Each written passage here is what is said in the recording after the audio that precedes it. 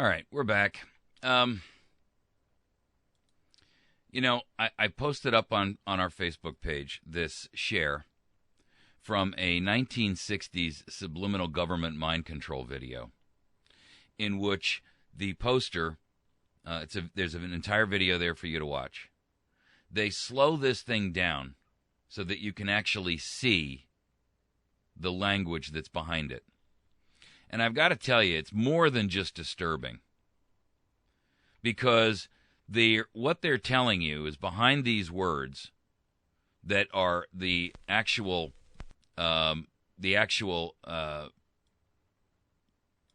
lyrics,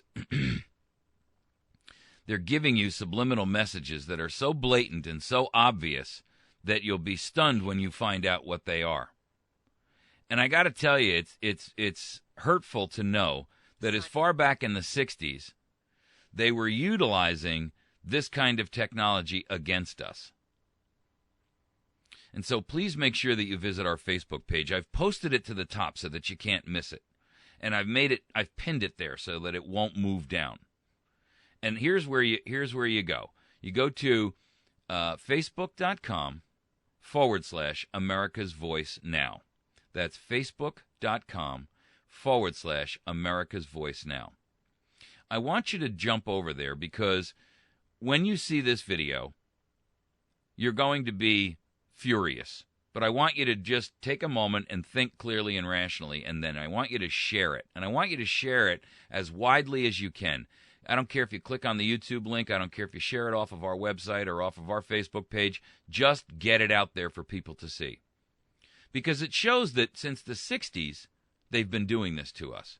And if they've been doing this to us back in the 60s, imagine how insidiously evil they've moved, or how far the ball has moved forward. You can't tell me that all this data that they're building and creating is actually in our best interest. It just is not possible. And so I encourage you to make sure that you see that. Please share it with as many people as you can.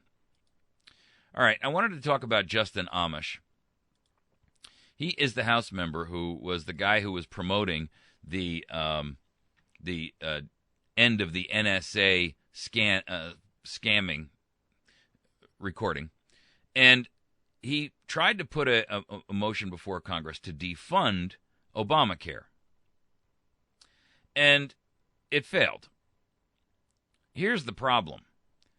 The Intelligence Committee withheld key files and information from the representatives that were critical for them to understand and know about before the NSA vote.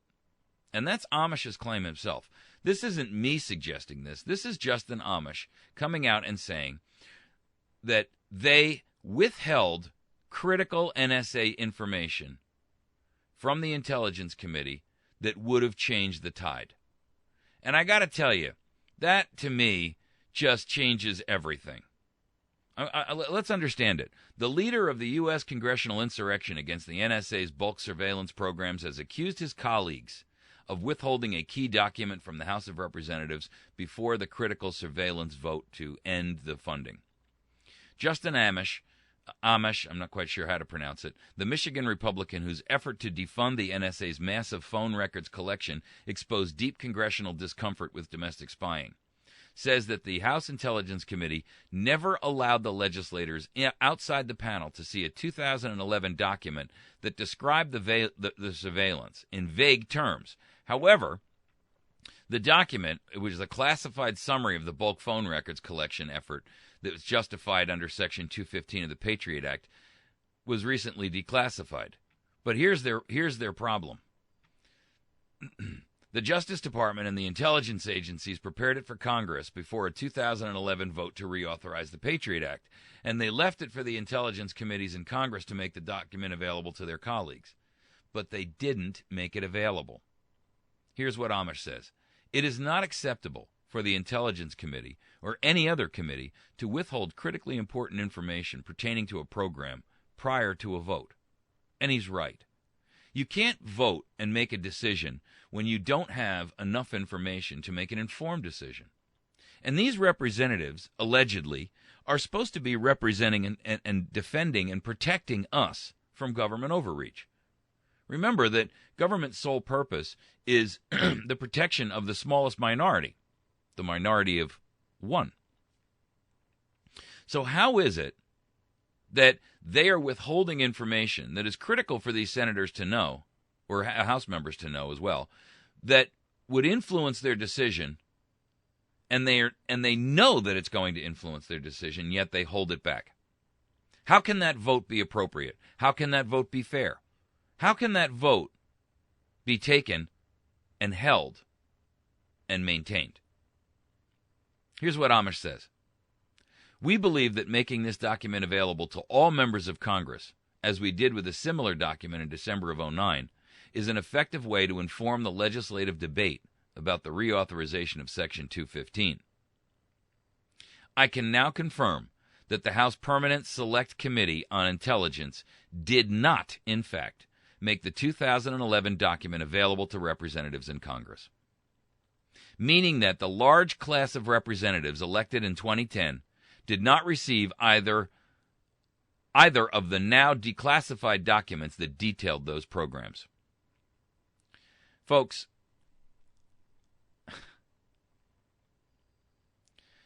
when you have the government itself withholding information from senators who are then expected to vote on whether to approve or not approve a package, especially one that is so incredibly abusive of Americans and intrusive, so violative of the Fourth Amendment, so violative of your First Amendment rights to free speech.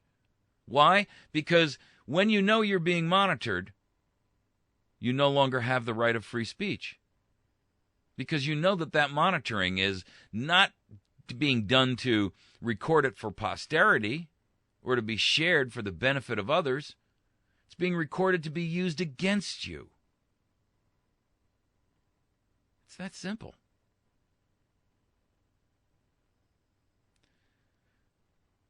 I tell you, I'm so disturbed by this because, on one hand, we sit and we tell these politicians, we expect you to protect us, to interpose on our behalf, to stand as a bulwark in the breach, to protect us from government overreach and abuse. And if they're not given the right amount of information and the total sum of the information, then how is it that we can hold them accountable when they don't do the right thing? Now, I'm not giving them a free pass. Don't misunderstand what I'm saying. They should have known. There's enough information out there that they should have smelled and seen the tyranny coming for decades now. But, by the same token, if the information is not truly shared, then you've got to wonder how these representatives can be expected to protect us from this. And it's no longer an 800-pound gorilla in the room, people. It's King Kong. It's an 8,000-ton gorilla. We have to recognize how far we have gone down the slippery slope of tyranny. And I don't think most Americans quite grasp it yet. I really don't. I don't think they're aware of how deeply embedded all of this tyranny really is into our society. I'm afraid for our nation. I'm afraid for your safety. I'm afraid for my safety. The simple fact that we are being monitored and everything that we do and say and think is being recorded, that cannot bode well for America.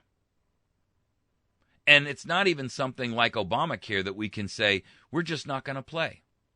Because in order to do that, they're stifling your ability, just like they stifled Congress's, to know what's truly happening. They're forcing you to do what?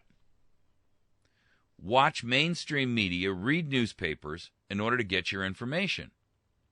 If your internet searches, which to find truthful sources of news, is being monitored and being held against you, then truly you are being stifled. You're being censored. You're being censored. You're willfully censoring yourself, but you're censoring yourself out of fear and intimidation. And that, ladies and gentlemen, ought to tell you everything that you need to know. When we fear our government, and government no longer fears us, we have stepped over the line of liberty and into the arms of tyranny. And I posit that's exactly where we are today. We are in the arms of tyranny. And for all intents and purposes, the Ministry of Propaganda out there just is not telling us what's truly happening. If you cannot find alternative sources of news, like America's Voice Now, if you cannot find websites like AVN and others out there, and there are many of them, but if you fear to tread there because someone's monitoring you and labeling you a subversive, then have they not quelled your right to free speech, to think freely for yourself, your right to privacy in your Fourth Amendment, constitutionally enumerated rights that were given to you by God and nature's God? Isn't that really the truth?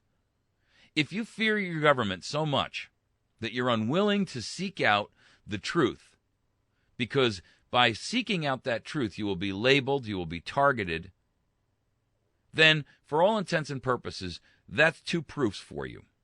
One, that's proof that in fact your government has so overstepped its boundaries that it is become the tyranny you fear.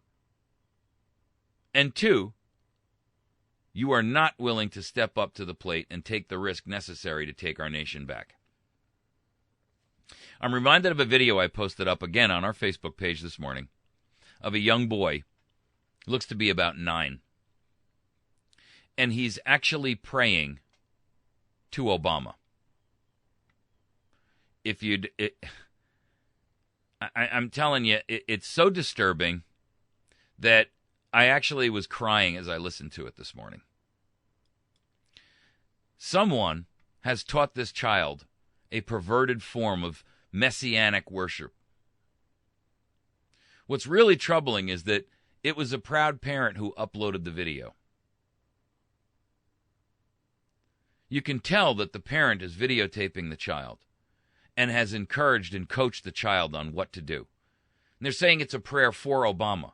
But when you listen to the boy, it's clearly a prayer to Obama, thanking him for all of the good things he has done. This is the brainwashing that is going into American minds every single day. Sometimes I have doubts about whether all of this personal risk that I take, and make no mistake about it, by doing this show, by exposing the things that I expose, by talking about the things that I talk about every single day, I am exposed to an enormous amount of personal risk. So is every other patriot. I'm not alone. But I want you to remember the words of Mark Twain, because it's clear. In the beginning, the patriot is hated and scorned. He's a rare and scarce man. When his cause succeeds, however, he's joined by the many, because then it costs nothing to be a patriot. But here's the problem. The first sheep to lift their heads usually get them cut off. And make no mistake about it, I know for a fact that I am taking my personal liberty and my future, and perhaps my life, in my hands as I do this presentation for you today. And I have to tell you, I have doubts if this is the world that we're saving, if this is the nation and the people that we're saving, are they worth it? I'm sure at some point, a lot of people are going to lose their lives in the defense of this republic. I have no doubt of that.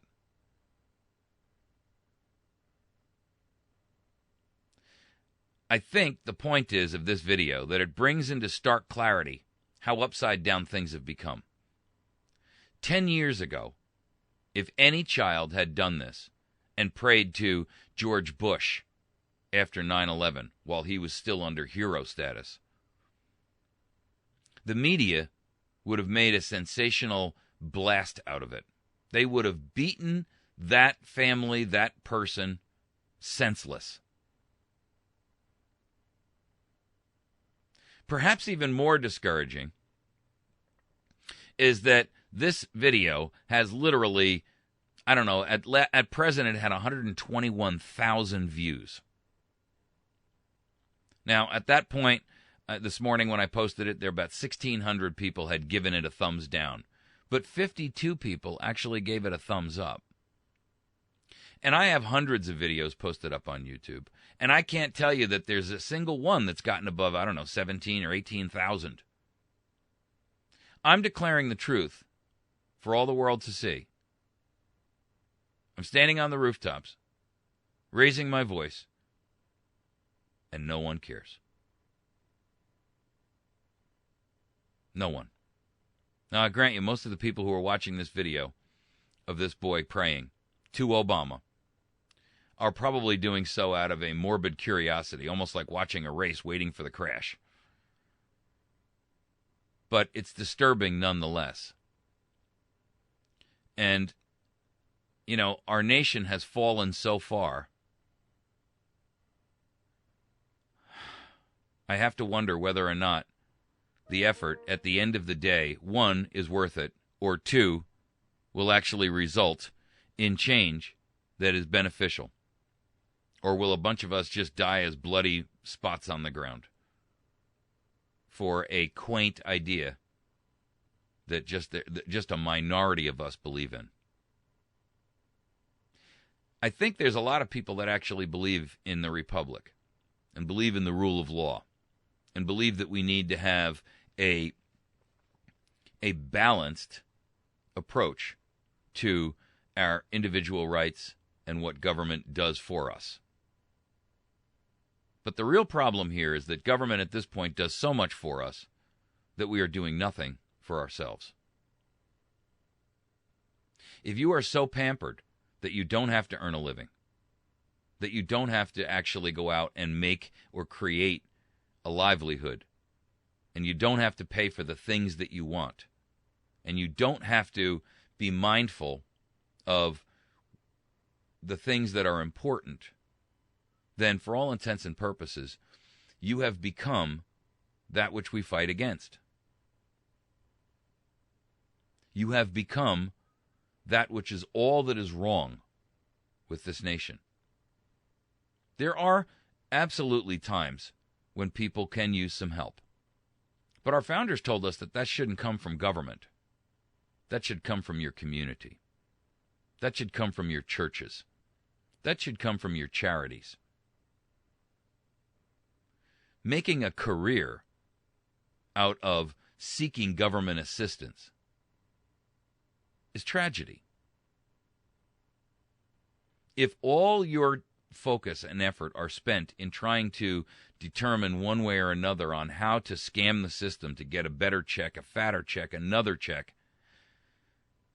phone, free rent, free cards, free food, and you're willing to sacrifice us by voting out of your pocketbook's interests instead of the benefit of the nation, then we are truly lost as a republic. I'm deeply concerned about the fact that no one seems concerned or bothered by the fact that all of this monitoring is going on. Congress is not fully aware of what the implications are before they pass a vote. A significant percentage of our nation is being indoctrinated by their own parents and our school systems. And no one seems to be willing to say, let's have a discussion about this. Instead, if you try to raise that topic, if you try to raise your voice, you're demonized, you're abused, you're beaten up, verbally, perhaps maybe physically, emotionally. And this is a war that is in play right now that is an ideology war. Right now it's soft tyranny, it's coercion, it's manipulation, it's usurpation, all done under those guises. But at the same point in time, We have not reached hard tyranny yet. Hard tyranny is when they kick down your door and bustle you out in handcuffs to a car, never to be seen again by your family. Hard tyranny is when you are in an imprisonment facility and you are being interrogated as to who your friends and compatriots are. But I have no doubt that we're close to those days. And when I see this, I just wonder to myself, is the risk worth it? I know the nation's worth it. But if we're saving a nation of people who really don't understand and value that which we are fighting for, have we really ultimately accomplished anything? I don't have that answer.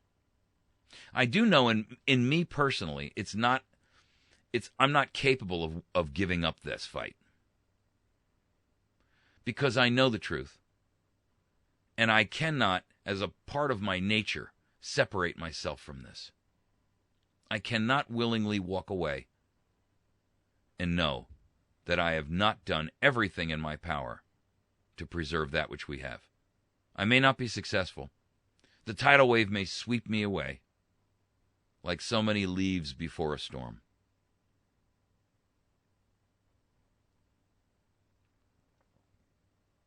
The only way that this will be successful is if millions upon millions of us make a determination that we are no longer willing to accept that which we know to be wrong.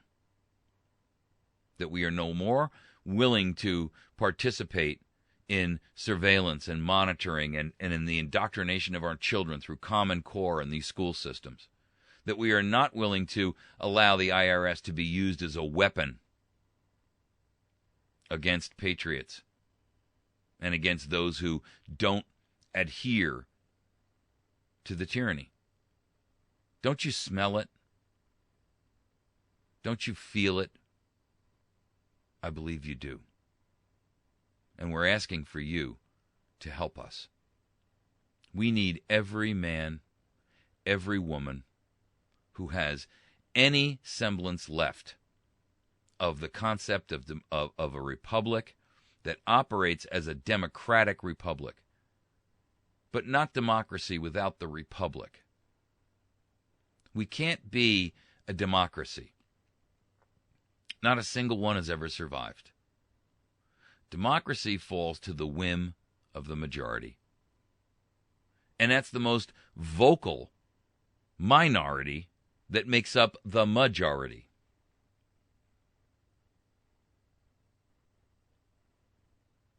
Where do we go from here? How do we resist?